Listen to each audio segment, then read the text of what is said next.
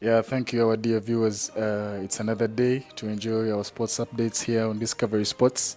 In the building, Abdurrahman with my colleague, and I want him Chaga. to introduce himself to you, Mr. Well, Chad. this is Chaga. We're Mm. here to give you a sports brief update Mm. today.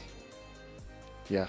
So basically, a lot has been happening in the sports industry, and many people have been waiting for the transfers that are ongoing. And like today, we had the news that Arsenal managed to sign Calafiori, the long-awaited player that has been doing a number of things in the Euros. He's been out there giving the best performances, and it is confirmed that Calafiori joined Yeah. Arsenal. So, Mr. Chaga, I don't know, how do you rate this signing? What do you talk about this signing in particular?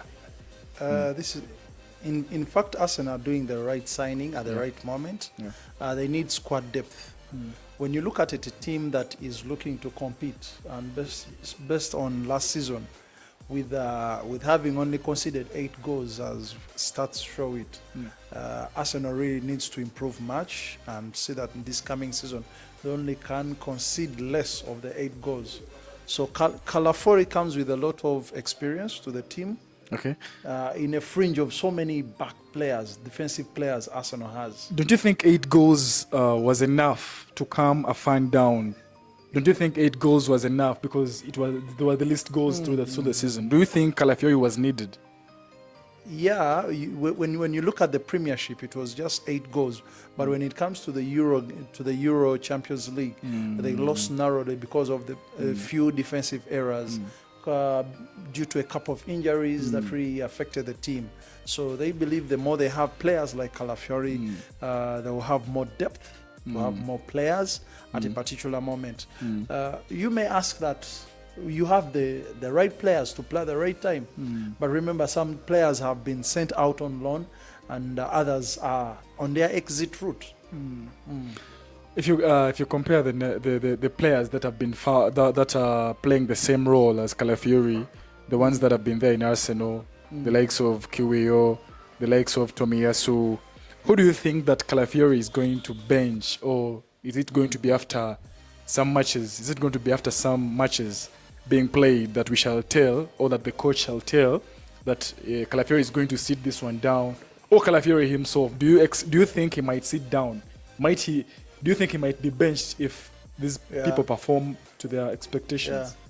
Yeah. But we remember when Ben White came in, he really outplayed the back, number 4, and he played so well.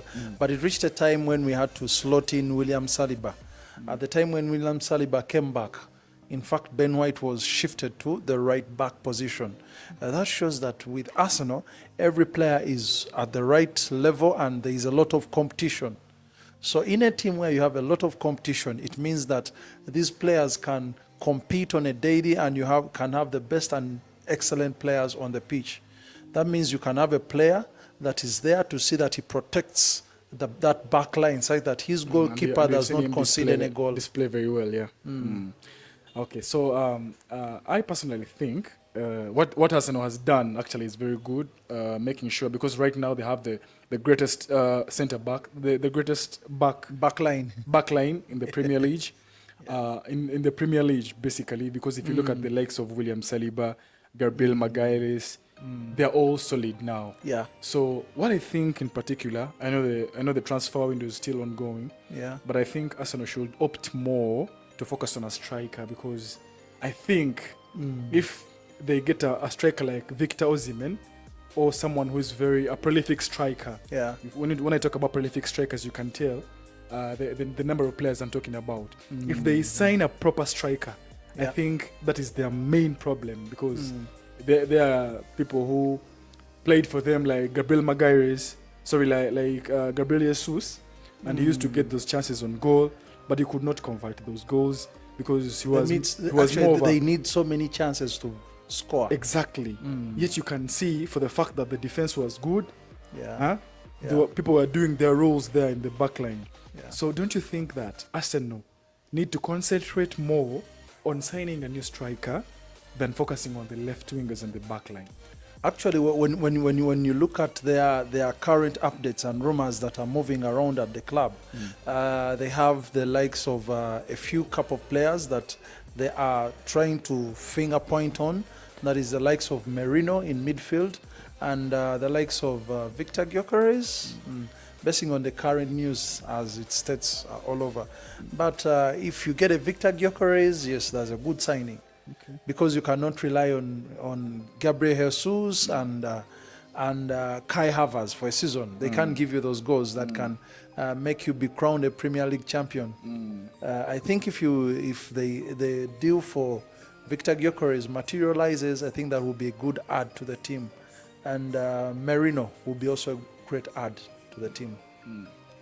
So for the next season, we are waiting for much things to happen. So do you think that Arsenal this time around is going to be crowned league winners? Maybe because of these signings, the ones we've just seen, like the Calafiori signing.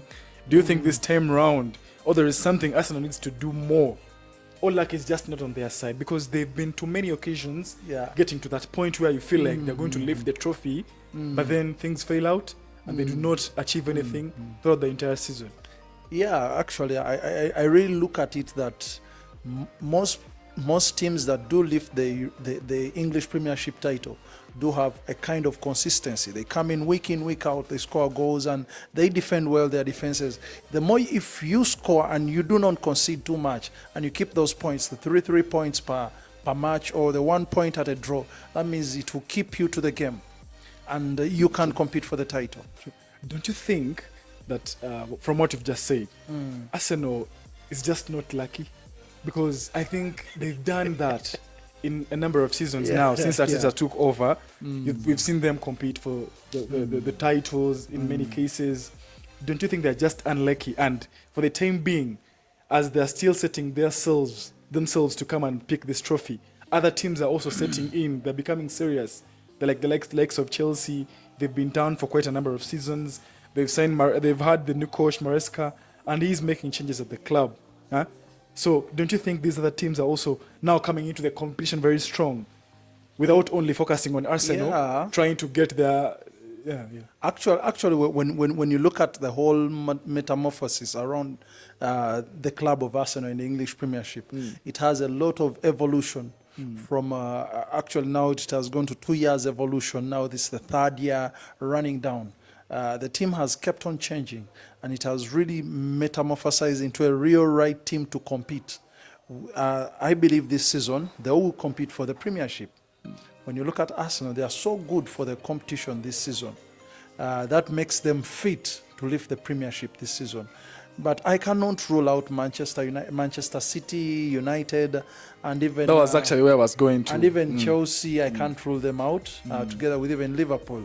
Though there is that belief that this time round Arsenal is willing to lift the title. When you look at their squad depth and a couple of new signings they're making, and even releasing of those players that are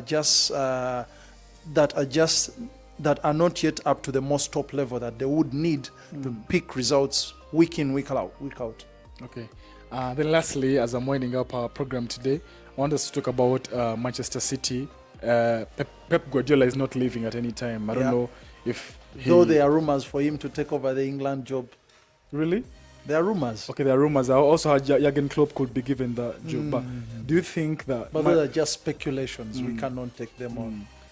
How do you see Man City without Guardiola? How do you see another new coach coming without Guardiola? Do you see Man City winning still, or it has all been Guardiola's effort to make sure Man City lifts these trophies?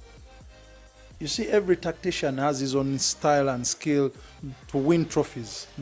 Just a mere takeover from one tactician to another, things automatically change. Look at Barcelona back in the days of Frank Rijkaard and the rest, when they kept on changing from one person to another. Right now, where is Barcelona? It's just trying to recapitulate and recover back to the real Barcelona of those old days. But with Real Madrid, you saw whenever they always used to do a replacement, they bring another strong coach, a coach of the same caliber. It's about tactics of the coach who's going to take over. Actually the coach of almost the same caliber. But if Man City, let Pep Guardiola to go. I think Guardiola has embarrassed us a lot, has embarrassed the Premier League a lot for the number of times he's lifted this trophy. I think, but that shows his quality and he shows that he's. So above it's not the about the ordinary. money. The It's signings not, actually, he it's does. not all about the money. Okay. It's all about the Thank you very much. tactician, how he shifts these players and coaches them and trains them and puts his philosophy in their heads and their skill, and they do convert it to the play. What comes to your mind if a day comes and Guardiola, this time round, gets to a team like Everton, just like the same way Carlo Ancelotti was once handed Everton and he did not win anything with them and he left them. Do you think the same would happen to Pep Guardiola if he so comes and takes over a team like Everton? Could he finish top 4? No. Why? If he's a better coach. I would definitely say no. Why? If he's a better coach, like you say, tactics. Everton Class. will not have the funds to bring the type of players he needs. Remember, Pep Guardiola, he always looks out for those players that can give him what he tasks them to do. So there are some teams that do not have the funds and resources to bring in such players. So I really credit him as a very good coach and a good tactician, but at a level where he doesn't have those good players, he cannot perform. Okay. So basically that's it for today, and I just wish that Arsenal keep signing, because I know the pain that Arteta has within his heart.